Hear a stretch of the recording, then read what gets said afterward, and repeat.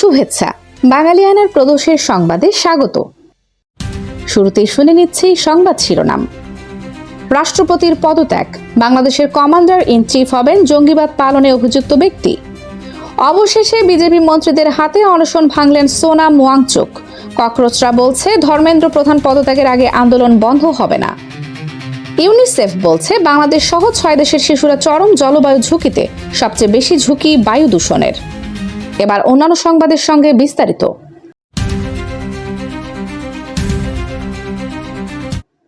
শুক্রবার রাষ্ট্রপতি মোহাম্মদ শাহাবুদ্দিন পদত্যাগ করেছেন। থাইল্যান্ডে চিকিৎসাজনিত সফর সংক্ষেপ করে শুক্রবারই দেশে ফিরেছেন স্পিকার মেজর হাফিজ। তার কাছে চিঠি দিয়ে পদত্যাগ করেন 22তম রাষ্ট্রপতি শাহাবুদ্দিন। নতুন রাষ্ট্রপতি নির্বাচিত হওয়া পর্যন্ত স্পিকারই রাষ্ট্রপতির কার্যভার সামলাবেন। নতুন রাষ্ট্রপতি নির্বাচনের সময়সীমা সর্বোচ্চ 90 দিন, অর্থাৎ 3 মাসের মধ্যে রাষ্ট্রপতি নির্বাচন করতেই হবে। অবশ্য এখনই সম্ভাব্য রাষ্ট্রপতি হিসেবে বেশ কয়েকজনের নাম শোনা যাচ্ছে। আশ্চর্যজনক হলেও সত্য, সবচেয়ে বেশি যার নাম আলোচনায় তিনি কোনো রাজনৈতিক ব্যক্তিত্ব নন, তিনি একজন আমলা, মন্ত্রী পরিষদ সচিব নাসিমুল গনি। নাসিমুল গনির উত্থান বেশ আশ্চর্যজনকই। তাকে সিনিয়র সহকারী সচিব হিসেবে স্বরাষ্ট্র মন্ত্রণালয়ে চুক্তিভিত্তিক নিয়োগ দিয়েছিল অধ্যাপক ইউনূসের সরকার। অভিযোগ রয়েছে স্বরাষ্ট্র উপদেষ্টা নন, সে সময় যে 3 জন মন্ত্রণালয় নিয়ন্ত্রণ করতেন তাদের নেতা নাসিমুল গনি। তার মাথায় একটি বিদেশি রাষ্ট্রের হাত থাকায় কোনো ব্যবস্থা নেওয়া যায়নি। সে সময় দেশ জুড়ে কায়েম হয় মবের রাজত্ব, মুক্তি পেতে থাকে একের পর এক জঙ্গি। এ সময় আরও অভিযোগ ওঠে তিনি জঙ্গি সংগঠন হিজবুত তাহরিরের প্রতিষ্ঠাতা। সে সময় অবশ্য সরকার তা অস্বীকার করে। তখন বলা হয় এই নাসিমুল গনি আর তার প্রতিষ্ঠাতা নাসিম গনি এক ব্যক্তি নন। এত সমালোচনার পরেও অবশ্য নাসিমুল গনিকে মন্ত্রী পরিষদ সচিব হিসেবে নিয়োগ দেয় বিএনপি সরকার। কেন এই নিয়োগ তা নিয়ে প্রশ্ন রয়েছে অনেকের। এর উপর উঠছে রাষ্ট্রপতি পদে নিয়োগের প্রসঙ্গও। নাসিমুল গনি ছাড়া রাষ্ট্রপতি হিসেবে খন্দকার মোশাররফ, মির্জা ফখরুল ইসলাম আলমগীর, মঈন খানদের নামও শোনা যাচ্ছে। প্রিয় দর্শক, আপনি কি মনে করেন এরকম আলোচিত সমালোচিত জঙ্গিবাদ পালনের অভিযোগে অভিযুক্ত কোনো ব্যক্তিকে রাষ্ট্রের সর্বোচ্চ পদ এবং সামরিক বাহিনীর সর্বাধিনায়ক হিসেবে মনোনীত করা উচিত?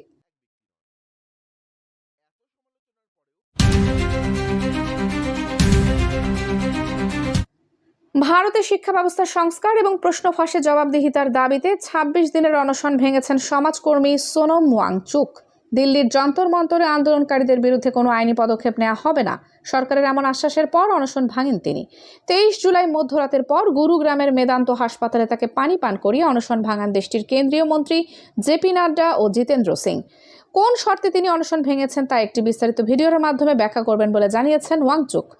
একসঙ্গে সবাইকে সতর্ক থাকার এবং কোনো ধরনের সহিংসতা হতে না দেওয়ার আহ্বান জানিয়েছেন তিনি। এ নিয়ে সিজেপির প্রতিষ্ঠাতা অভিজিৎ দীপকে বলেন, সোনম ওয়াংচুক অনশন ভাঙায় তিনি স্বস্তি ও কৃতজ্ঞ বোধ করছেন। তার সাহস ও ত্যাগের জন্য ধন্যবাদ জানিয়ে দীপকে যোগ করেন, নিজের জীবন বাজি রেখে আপনি পুরো জাতির বিবেককে জাগিয়ে তুলেছেন। এদেশের জন্য আপনার জীবন অত্যন্ত মূল্যবান। তবে শিক্ষামন্ত্রী ধর্মেন্দ্র প্রধানের পদত্যাগের দাবিতে সিজেপি এখনো অনড় রয়েছে।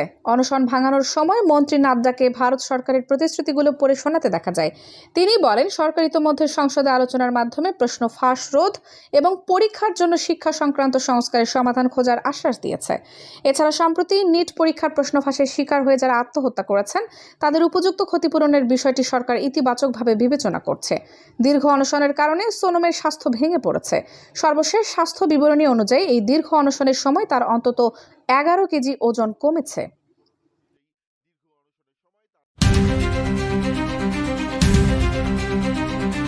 জোরপূর্বক শ্রমে উৎপাদিত পণ্যের উপর নিষেধাজ্ঞা যথাযথভাবে কার্যকর না করার অভিযোগে বাংলাদেশ ও ইউরোপীয় ইউনিয়ন সহ 7টি বাণিজ্য অংশীদারের পণ্যে নতুন করে 10 ও 12.5% শুল্ক আরোপ করেছে ট্রাম্প প্রশাসন।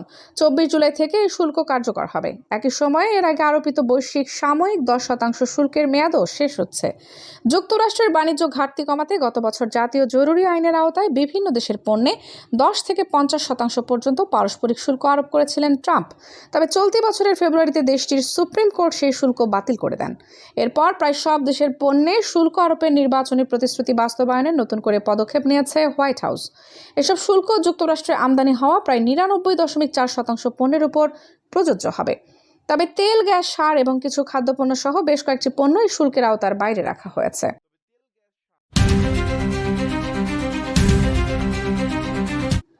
বৈশ্বিক জলবায়ু পরিবর্তনের প্রভাবে বড় ঝুঁকিতে রয়েছে বাংলাদেশের শিশুরা। বন্যা, ঘূর্ণিঝড়, তাপপ্রবাহ, খরা ও বায়ু দূষণের মতো দুর্যোগের মুখোমুখি হতে হচ্ছে তাদের। জলবায়ু পরিবর্তনের অত্যন্ত উচ্চ ঝুঁকিতে আছে যেসব দেশের শিশুরা, তাদের মধ্যে বাংলাদেশের অবস্থান চতুর্থ। জাতিসংঘের শিশু তহবিল ইউনিসেফের এক প্রতিবেদনে উঠে এসেছে এমন এক তথ্য। বাংলাদেশ ছাড়াও উচ্চ ঝুঁকিতে থাকা এশিয়ার অন্য দেশগুলোর মধ্যে আছে ভারত, পাকিস্তান, ভিয়েতনাম ও মিয়ানমার। সম্প্রতি ইউনিসেফ প্রকাশিত চিলড্রেন্স ক্লাইমেট রিস্ক রিপোর্ট 2026 শীর্ষক প্রতিবেদনে বলা হয়েছে, নদী প্লাবিত ও সমুদ্র উপকূলবর্তী বন্যা, গ্রীষ্মমণ্ডলীয় ঘূর্ণিঝড়, তাপপ্রবাহ, খরা, বায়ু দূষণ, জলবায়ু পরিবর্তনজনিত এসব বহুমাত্রিক ঝুঁকিতে রয়েছে বাংলাদেশের শিশুরা। নদী তীরবর্তী বন্যায় বিশ্বে বাংলাদেশের শিশুদের ঝুঁকি সবচেয়ে বেশি। এক্ষেত্রে ইউনিসেফের ঝুঁকির স্কোর 10-এ বাংলাদেশের স্কোর 10। দেশের 50% বেশি শিশু এমন এলাকায় বসবাস করে যেখানে নদী প্লাবিত বন্যার আশঙ্কা প্রবল। বাংলাদেশে প্রায় 6 কোটি শিশু অন্তত একটি জলবায়ুজনিত ঝুঁকিতে রয়েছে। বন্যা, খরা ও ঘূর্ণিঝড় এই তিনটি দুর্যোগের সম্মিলিত প্রভাবে দেশের 2,40,00,000-এরও বেশি শিশু সরাসরি উচ্চ ঝুঁকিতে রয়েছে বলে জানিয়েছে ইউনিসেফ। সবচেয়ে বেশি সংখ্যক 6 কোটি শিশু খরা ও বায়ু দূষণের ঝুঁকিতে রয়েছে। ঘূর্ণিঝড়ের ঝুঁকিতে রয়েছে প্রায় 2,20,00,000 শিশু।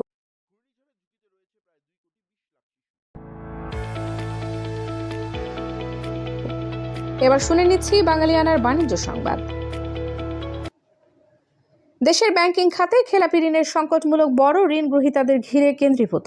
কেন্দ্রীয় ব্যাংকের সর্বশেষ পরিসংখ্যান অনুযায়ী 50 কোটি টাকার বেশি অঙ্কের ঋণের 42.5%ই এখন খেলাপি। বিপরীতে 1 কোটি টাকা পর্যন্ত ঋণের ক্ষেত্রে খেলাপির হার তুলনায় বেশ কম, 15%। অর্থনীতিবিদেরা বলছেন, বড় ঋণের ক্ষেত্রে খেলাপির এই প্রবণতা শুধু ব্যবসায়ীদের ব্যর্থতা নয়, এটি দীর্ঘদিনের দুর্বল ঋণ ব্যবস্থাপনা, রাজনৈতিক প্রভাব, জবাবদিহির অভাব এবং ব্যাংকিং খাতের সুশাসন সংকটের ফল। ব্যাংক খাত সংশ্লিষ্ট ব্যক্তিরা বলছেন, ছোট ও মাঝারি উদ্যোক্তারা তুলনামূলকভাবে বেশি সুদের ঋণ নিলেও তা পরিশোধে বেশি সচেষ্ট থাকেন। ব্যবসা টিকিয়ে রাখার স্বার্থেই ঋণ পরিশোধকে গুরুত্ব দেন তারা। অন্যদিকে বড় ঋণের ক্ষেত্রে সুদ হার কম হলেও অনেক গ্রাহক ঋণ পরিশোধে গড়িমসি করেন। অনেক ক্ষেত্রেই তারা পুনরায় তফসিল, ছাড় বা বিশেষ সুবিধা পান।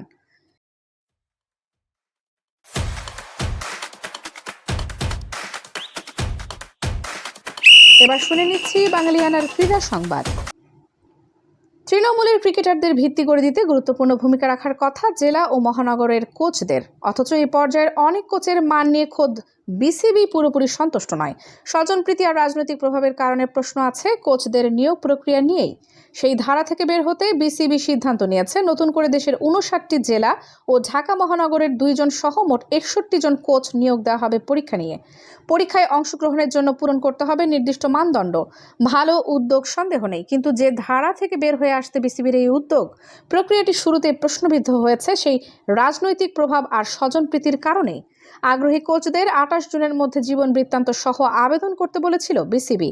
বিসিবির বেঁধে দেওয়া মানদণ্ড অনুযায়ী আবেদনকারীদের অবশ্যই লেভেল 1 কোচিং সনদ থাকতে হবে অথবা প্রথম শ্রেণীর ক্রিকেটার হতে হবে। একই সঙ্গে প্রার্থীকে সংশ্লিষ্ট জেলার স্থায়ী বাসিন্দাও হতে হবে। নির্ধারিত সময়ের মধ্যে 218টি আবেদনপত্র জমা পড়লেও অভিযোগ আছে এর মধ্যে মানদণ্ড পূরণ করেছে মাত্র 90টির মতো। বাকি আবেদনকারীদের না আছে লেভেল 1 সনদ, না তারা প্রথম শ্রেণীর ক্রিকেটার। আবেদনের শর্ত পূরণ না করা কেউ আবেদন করলেও যাচাই বাছাইতে তারা পরীক্ষার জন্য অনুপযুক্ত বিবেচিত হবেন। এটাই স্বাভাবিক প্রক্রিয়া হওয়ার কথা, কিন্তু বিস্ময়করভাবে বিসিবির গেম ডেভেলপমেন্ট বিভাগ আবেদন করা যোগ্য অযোগ্য সবাইকেই পরীক্ষায় অংশগ্রহণের প্রবেশপত্র দিয়েছে। সংশ্লিষ্ট সূত্র জানিয়েছে, মূলত রাজনৈতিক প্রভাব এবং সুপারিশের জোরেই মানদণ্ড পূরণ না করা আবেদনকারীদের পরীক্ষা দেওয়ার সুযোগ দিচ্ছে বিসিবি। বাঙালিয়ানার প্রদেশের সংবাদ শেষ হলো। ধন্যবাদ।